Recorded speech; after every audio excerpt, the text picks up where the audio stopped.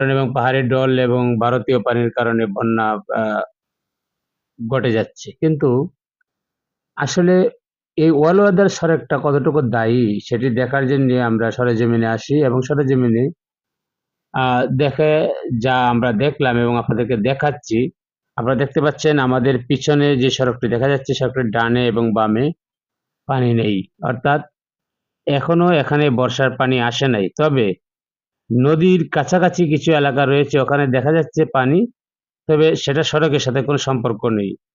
অর্থাৎ এই অঞ্চলে আরো মিনিমাম ৫-৭ ফিট পানি হলে সড়কের পাশাপাশি পানি হবে এবং ১০-১২ ফিট পানি হলে সড়কের যে ড্রেন গুলো রয়েছে অর্থাৎ কালভার্ট গুলো রয়েছে বা ব্রিজ গুলো রয়েছে সেগুলো অতিক্রম করে পানিগুলো বরাবর দিকে চলে যাবে।